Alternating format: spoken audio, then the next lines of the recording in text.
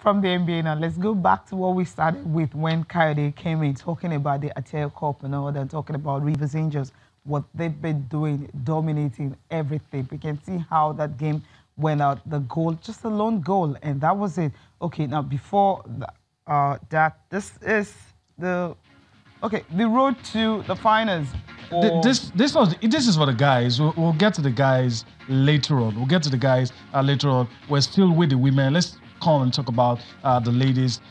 It looks like we're waxing lyrical about Rivers Angels, but there's no way you can downplay what they've achieved. It's phenomenal, to say the least. And I guess for a while we'll still continue to talk about how they've been the bedrock of national teams, and a lot.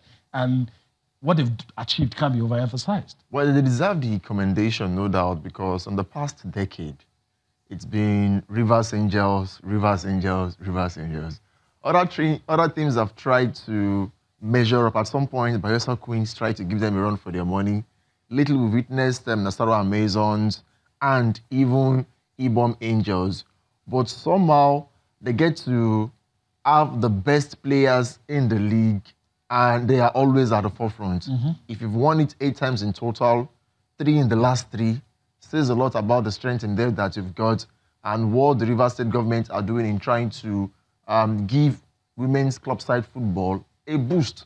To take a while for another team to play catch-ups, but definitely they will be demystified at some point. But for now, say in the next 1 year or 2, to definitely be about Rivers Angels, or like you did say, if you poach their players, maybe you dangle an amount before them that it's unrejectable for them to move on to another club that would try to give them a run for their money, like Manchester City did eventually, getting the best players from around the world and making what Man United have achieved in the past decade not relevant. It can also be achieved with Rivers Angels, maybe in a year or with other clubs rather, maybe in a year or 2.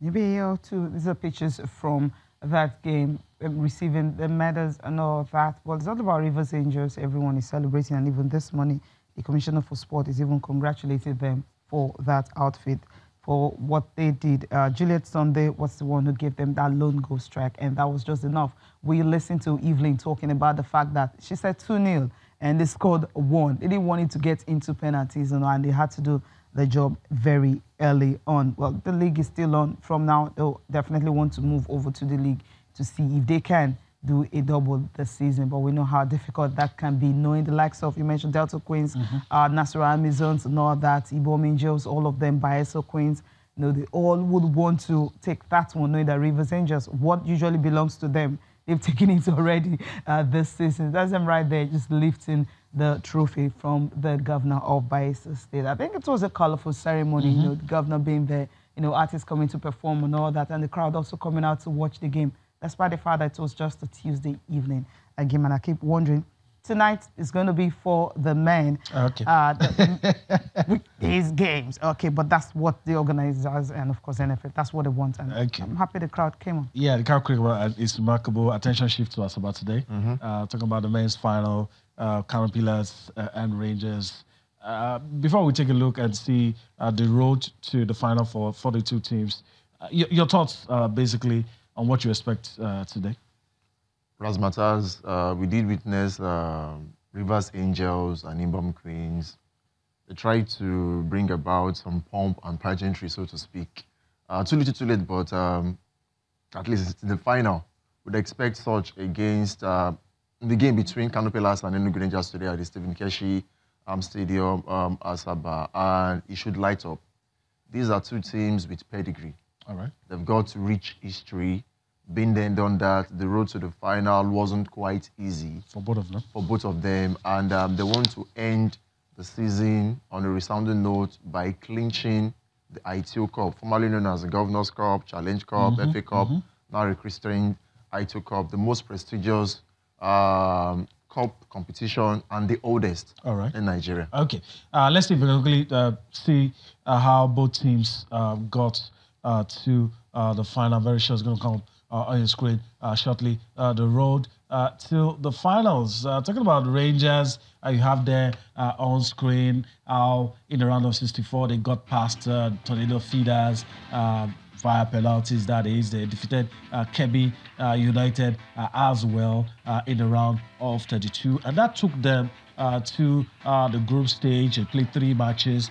They defeated Academy Warriors 2-1. Supreme Court played a draw, and against Sunshine Stars, it was a draw, and that's how they were able to get out of the group stage. And after the group stage, they moved on, and of course, it gets to the quarterfinals. They defeated Rangers via penalties, 4-2. They won that one. In the semi-final was a 4-2 victory over Nasarawa United, and that's their story so far. Let's flip quickly and talk about Kano Pillars. That's it on your screen. They defeated Ongwa United in the round of 64, got past Sokoto United in the round of 32. That took them to the group stage. At the group stage, they defeated Rivers United 3-2. Remember, they were in Lagos. They also lost to Abia Warriors 2-1. And in the last game, they defeated Kwara United 2-1. Of course, they got out of there, got into the quarterfinals, and at the quarterfinals, they defeated Eimba 4-2 in the quarterfinals. In the semis, of course, they came up against, it was a Northern Derby, came up against a strong, very, very strong Katsina United side, 2-2 in regulation time. They went to penalties, and the guys from Katsina blew their chances, and very strange scoreline, 4-1 on penalties.